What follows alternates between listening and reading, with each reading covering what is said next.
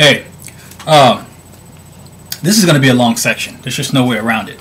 I kind of misspoke earlier. I said, actually, I misspoke twice. First of all, I didn't hike. I didn't come on the trail in 2006. I was recovering from the thru-hike of 2005, and that bears mentioning. Those of you that do thru-hike, I'm telling you, you're gonna be out of commission for a minute. So if you take 6 months off work, you want to make sure you finish the trail in 5 because you're gonna need that much recovery time. I was actually in Hawaii in 2006, and when December came around, I actually ran the Honolulu Marathon, and after that, I got the bug again. And in 2007, March 2007, I was back on the trail. And the other thing I wanted to say, this was in reference to the water filters. This is not about the water filter though. I was trying to make a point, and the point I was trying to make was I actually said winter, and I meant to say summer, but I was talking about those iodine tablets, and what I was trying to tell you was even in the summertime, the average temperature of that water, any water mass, can be up to like 50 to 53 degrees, 55, 53 degrees, and as far as I'm concerned, that's ice cold. Okay, and when you're hot, and it's 100 degrees outside, and you're waiting on, and you have to put these tablets in there and wait for that pellet to dissolve in that ice water. Good luck with that. That's gonna be a minute. Now, this next section, I've already covered trail etiquette, and this is not necessarily trail etiquette. This is more of a code of ethics. It centers around morality. And anything dealing with morality, it all depends on the other person's moral code, your moral compass. If anything, it's more like global warming. Does it exist? Does it not exist? Is it true? Is it not true? And then the things that we base our decisions on, we keep these things in the back of our mind. Well, is that true? How does this affect, the climate morally? So that's the kind of thing I want to say. The trail in itself is a community. And with that community, there are rules, and in every rules, in every society, you have a code of ethics. In military, we have the Uniform Code of Military Justice, and this you got that, this you got that. Wherever you are, there are laws and standards. But now, what I want to convey to you during this topic, it's not necessarily a right and a wrong. It's not concrete, yay or nay.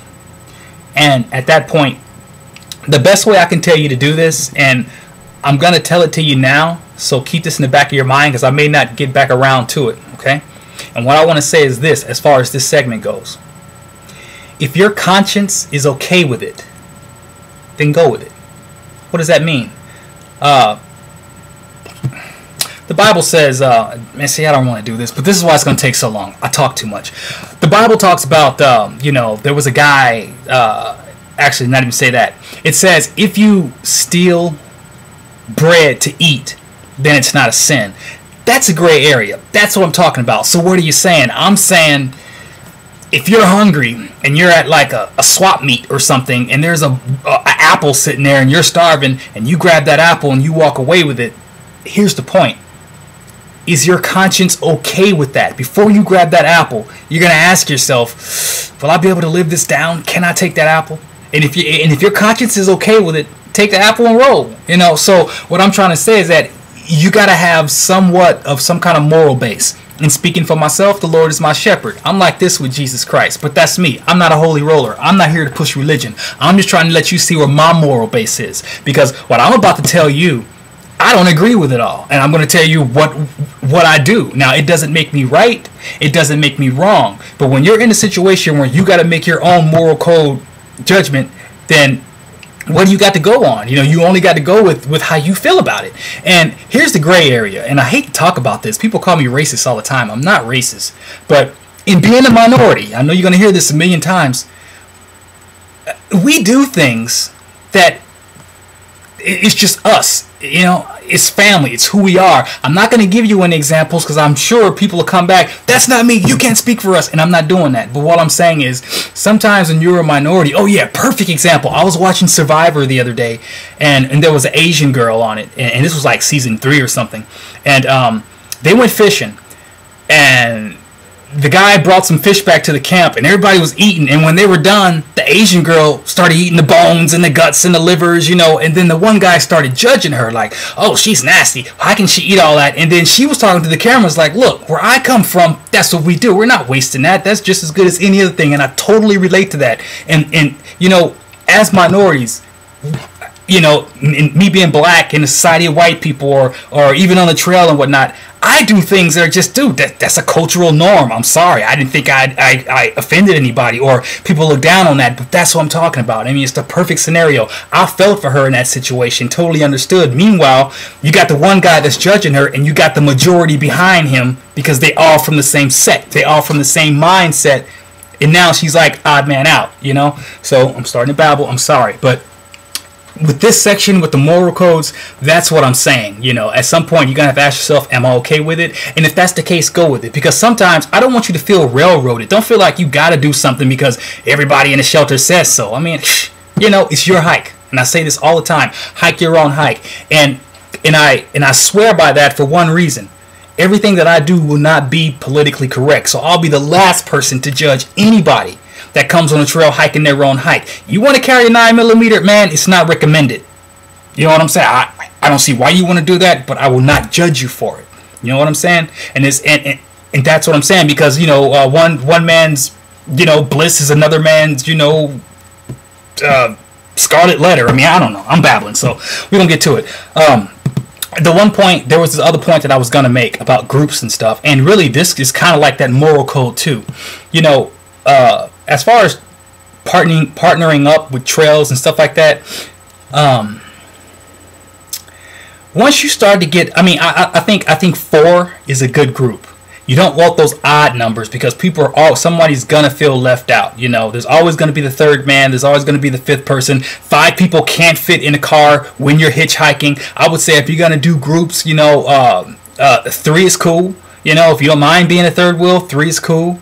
4 is pushing it, okay? And when you start to get 5 and upwards, it's just hard. It's hard to hitchhike. It's hard for one person to show love for one person in the group without breaking the bank trying to take care of everybody, because you do for one, you got to do for everybody. So now, as far as the groups go, if you're in a group upwards of 5, I don't call them groups anymore. I call those flash mobs, because pretty much that's what they amount to. And there's a problem with flash mobs because people tend to get bolder when they're in groups. For example, I could be hiking on a trail, you know, and a flash mob is behind me. They could be, what, 50 meters? Not even that. They could be 100 meters away, and I'll hear them coming. Blah, blah, blah. One guy's trying to out-talk this guy. One guy has a story. This guy has something better about a story. And it just goes on and on, and you can just hear them, wah, wah, wah, wah, and it, like, kills the whole experience. And I don't mean to judge people. And see, this is what I'm talking about. Who am I to say what group should work and what group can't? And I'm not judging.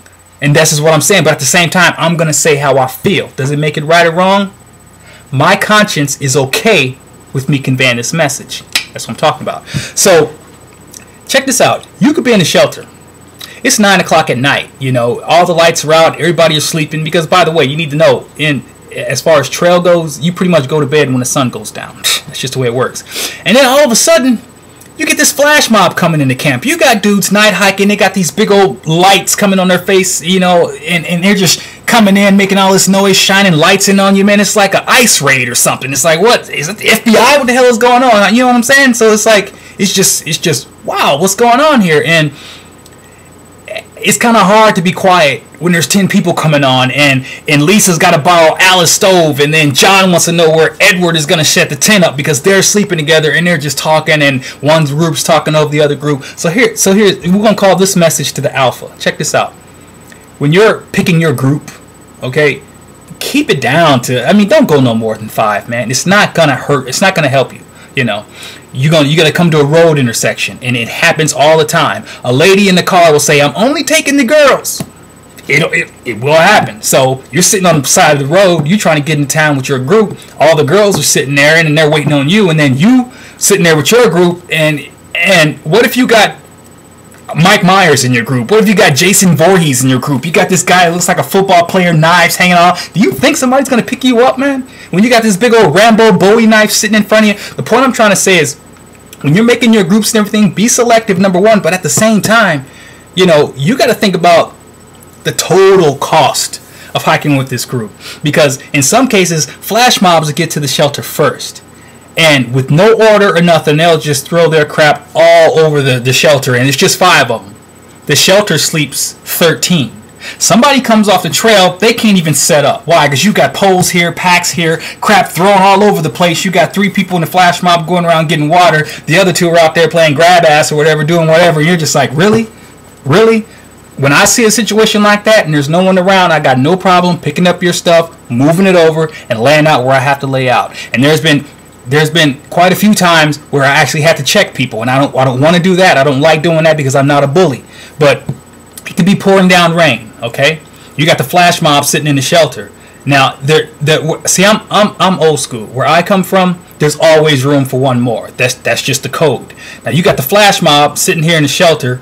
You know, a person's coming in. You know, and granted, you know, they're trying to be politically correct. You know, they're coming in soaking wet, and they're sitting under the ledge, and people are like, "Oh, hi, how you doing?" You know, and everybody's talking, but nobody wants to address the pink elephant in the room, right? I mean, no one wants to be the first. The guy didn't want to be the first to say, "Hey, is there room for one more?" And the crowd don't want to be the first to say, "So, do you think about sleeping in the shelter?" So after about 2 minutes, I'm like, "Yo, you need some space? Okay, you move over here, you da. We can fit you in, you know." Now, granted, you're not gonna make too many friends like that, but bump that, man. You know, at some point, you know, you just got to be nice. You got to be courteous, and really,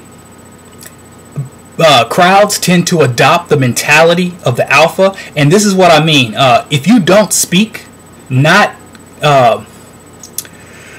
silence is the same as agreeance.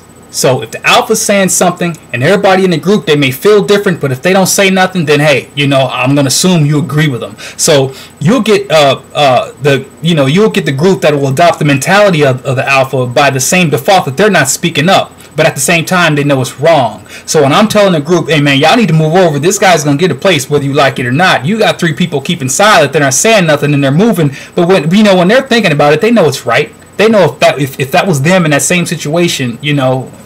But listen, I don't want to put this in a bad light. And I'm going to tell you, you know, the trail's great. You know, you're not going to have situations like that. But this isn't a perfect world. You know, if there's going to be situations where, you know, you got to take the pixie wand, set it aside and be like, okay, this is reality. This is how it's going to be. And then pick up your pixie wand and go back and, you know, do whatever.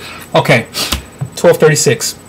I told you this was going to be a long section. So keep this in mind when we go into the next section and I talk about what I wanted to talk about. But now let me end by saying something positive. I got nothing against groups, okay?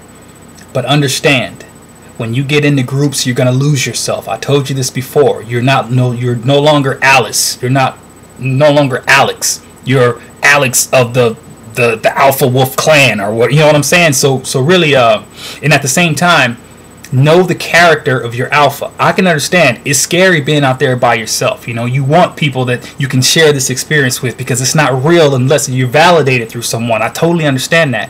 But there's going to be a lot of alphas. There's going to be a lot of people that you can hook up with. You know what I'm saying? As far as the experience. And if you got a problem with the character flaw in the alpha, in the person that you know, you want to hike with, that's convenient for the time, you know, make mental note of that. And when you can jump ship, people do it all the time. When you can jump ship, jump ship. You know, how do you get out of a group? The groups want to go in town, you choose not to go into town. You know, a group don't want to go in town, you decide to go to town. I mean, it's that simple. You don't want to hike with your group anymore. When the group gets up at 6 o'clock, sleep in. You know what I'm saying?